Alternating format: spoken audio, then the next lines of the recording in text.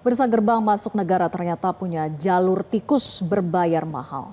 KPK membongkar praktik suap sistemik di Direktorat Jenderal Bea dan Cukai. Dari pengungkapan ditemukan adanya jatah bulanan bagi oknum Ditjen Bea Cukai sebesar 7 miliar rupiah.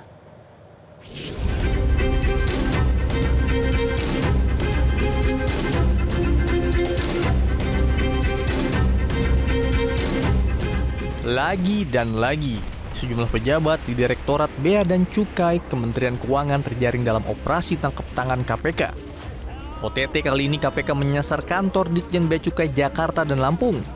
KPK menangkap mantan Direktur Penyidikan dan Penindakan Ditjen Bea dan Cukai dalam operasi senyap ini yang berkaitan dengan kegiatan importasi barang oleh pihak swasta.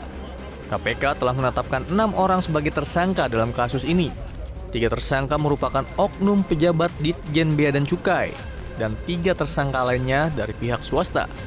Kecukupan alat bukti, maka ditetapkan 6 orang sebagai tersangka, yaitu Saudara RZL, Direktur Penindakan dan Penyidikan Direktorat Jenderal Bea dan Cukai periode 2024-2026. Saudara SIS, selaku Kepala Subdirektorat Intelijen Penindakan dan Penyidikan Direktorat Jenderal Bea dan Cukai.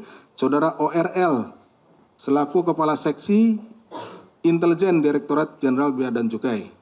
Ini dari pihak DJBC. Komisi Pemberantasan Korupsi mengungkap modus baru pejabat Direktorat Jenderal Bea dan Cukai yang menyewa unit apartemen sebagai safe house untuk menyimpan uang suap dan emas senilai 40,5 miliar rupiah. Dalam foto-foto yang diterima Metro TV, penyidik KPK menemukan uang mulai dari dolar sampai rupiah.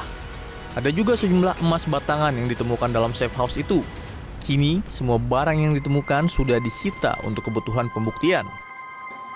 Selain itu, tim KPK juga mengamankan barang bukti dari kediaman RZL, ORL, dan PTBR, serta lokasi lainnya. Ini karena ini ada beberapa lokasi ya,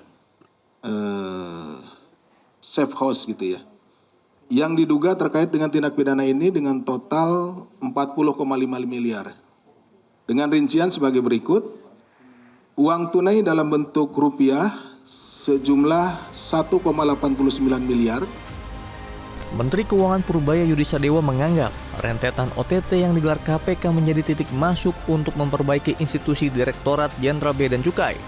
Purbaya pun memastikan akan terus mendampingi secara hukum terhadap para pegawainya yang terkena kasus dugaan korupsi. Itu justru merupakan titik masuk untuk memperbaiki pajak dan bea cukai sekaligus.